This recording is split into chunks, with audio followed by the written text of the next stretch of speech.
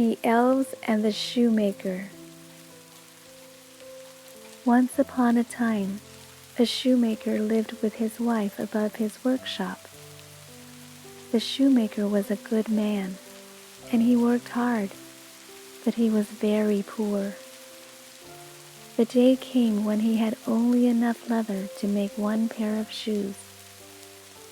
He cut out the leather and then left it on his workbench.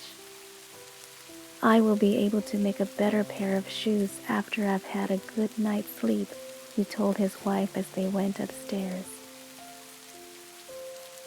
The next morning, bright and early, the shoemaker went downstairs. What a surprise he had! On his workbench, where the leather had been, there was a brand new pair of shoes. They were neatly and perfectly made, with not a stitch out of place. "These shoes are masterpieces," the shoemaker exclaimed to his wife. He put them in the window, hoping someone would come and buy them. Sure enough, a finely dressed young man soon entered the workshop to try on the shoes. They fitted perfectly, and they were so handsome that the man happily paid a high price for them. With the money, the shoemaker was able to buy enough leather to make 2 new pairs of shoes. By the time he returned to his shop, he was tired, so he cut out the leather and left it on his workbench. Then he went upstairs to bed. The next morning, the shoemaker had another surprise. There, on the workbench, were 2 new pairs of shoes. They were even more beautiful than the first pair, and were just as perfectly made. The shoemaker put them in the window, and before lunchtime, he had sold both pairs for a very good price. Now he had enough money to buy leather for 4 pairs of shoes. Once again, he cut out the leather, left it on his workbench, and went upstairs to bed. And once again, he came down the next morning to find beautiful shoes, all made up and perfectly stitched.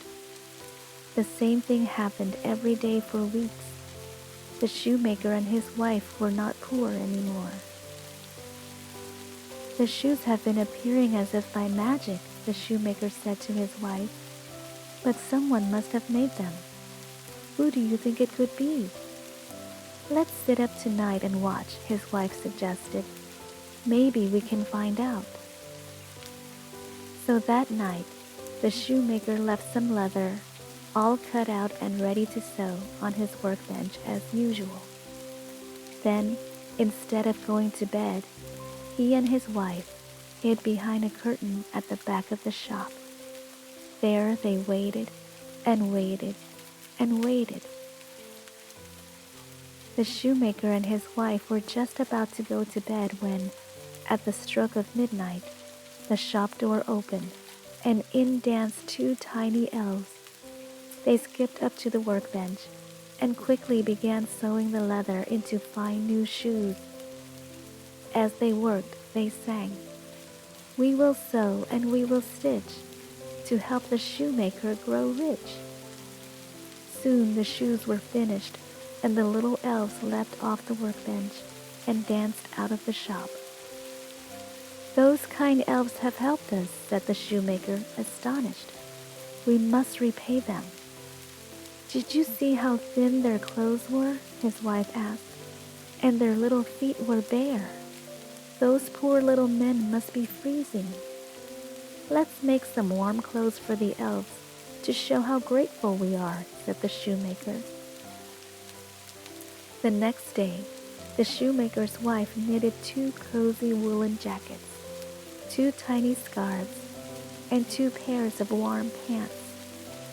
The shoemaker used his finest leather to make 2 little pairs of boots. That night, instead of leaving leather on his workbench, the shoemaker left the clothes, all wrapped up in shiny paper and ribbons. Then he and his wife hid behind the curtain to wait. At the stroke of midnight, the shop door opened, and in danced 2 tiny elves. and in came the little elves. They hopped up onto the workbench and saw the presents that had been left for them. They opened the parcels at once, and in the twinkling of an eye, they had dressed in their brand new clothes. They knew that the presents were the shoemaker's way of saying thank you, and they did a happy dance together, singing, "Now the shoemaker's grown rich, there's no need to sew and stitch." Then they hopped off the workbench and scurried out the door. The shoemaker and his wife never saw the little elves again, but their troubles were over, and they had a good and happy life together for many long years.